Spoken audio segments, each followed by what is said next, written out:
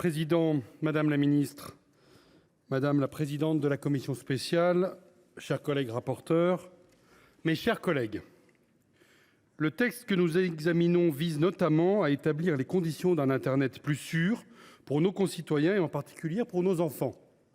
Dans ce combat, nous sommes heurtés à une double muraille qui tient à la fois aux limites technologiques, bien sûr, mais surtout à l'impérieuse nécessité du respect plein et entier du droit européen.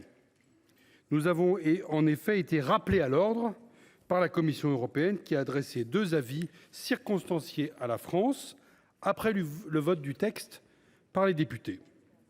Dans le même temps, notre marge de manœuvre a été également réduite par l'arrêt de la Cour de justice de l'Union européenne du 9 novembre 2023 qui a durci son interprétation du principe du pays d'origine. La commission mixte paritaire a dû, en responsabilité, prendre en compte ces contraintes pour ne pas mettre notre pays en position délicate vis-à-vis de Bruxelles.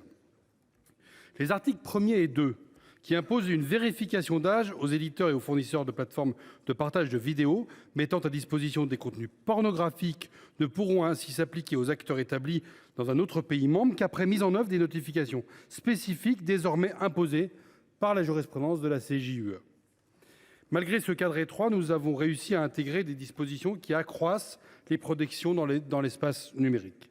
Je citerai 2 avancées inspirées directement par le rapport de notre délégation aux droits des femmes sur l'industrie pornographique, et je parle sous le couvert de la présidente Annick Billon. Le texte qui vous est soumis impose aux producteurs de contenus pornographiques simulant la commission d'une infraction pénale comme le viol ou l'inceste d'afficher à tout moment un message d'avertissement rappelant le caractère illégal des comportements ainsi simulés.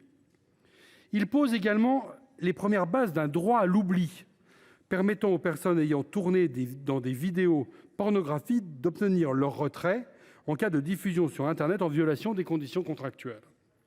Il s'agit là de 2 progrès essentiels pour les droits des femmes que le Sénat a fait adopter en dépit des réticences des députés, et nous pouvons être fiers d'avoir tenu bon sur ces sujets.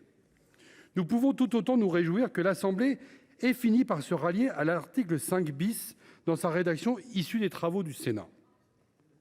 En créant un délit spécifique d'outrage en ligne, assorti d'une amende forfaitaire délictuelle, nous avons fait le choix d'une évolution de notre droit parfaitement proportionnée. Il s'agit d'apporter une réponse pénale rapide et efficiente à un phénomène massif. Avec l'AFD, un officier de police judiciaire pourra intervenir très rapidement et délivrer une amende forfaitaire délictuelle qui supposera la reconnaissance des faits par l'auteur.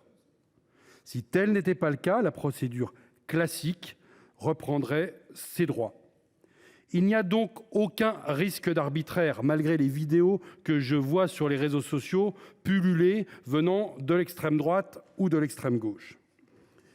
Le texte précise clairement que seuls les contenus diffusés au public sont concernés, puisqu'il fait explicitement référence aux réseaux sociaux et aux plateformes en ligne. Là encore, ceux qui ont critiqué un projet qui allait censurer les échanges privés se sont trompés, et je tiens bien à les rassurer, ce n'est ni l'objet ni l'effet de l'outrage en ligne. Au gouvernement maintenant de se saisir de ce nouveau dispositif et de le mettre en œuvre, même s'il fut adopté contre son avis. Le Sénat a admis, au cours de la commission mixte paritaire, la création d'une réserve citoyenne du numérique.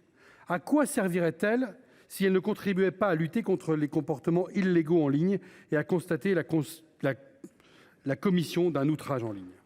Quel serait le sens de ce texte si, à l'issue de nos débats, nous acceptions de laisser subsister une situation d'impunité pour tous ceux qui, isolément ou en meute, s'attaquent aux autres internautes? Enfin, quel serait le message passé aux Français si vous ne souteniez pas à nos côtés que ce dispositif est évidemment pleinement conforme à la Constitution, comme l'est l'outrage sexiste et sexuel, qui permet de lutter contre le harcèlement de rue et dont l'outrage sexiste reprend presque mot à mot la rédaction? Nous devons être unis face à l'objectif d'un Internet plus sûr. Je sais que nous le sommes sur tous les bancs de cette Assemblée et j'espère en conséquence, comme en première lecture, que nous saurons adopter ce texte à l'unanimité. Je vous remercie.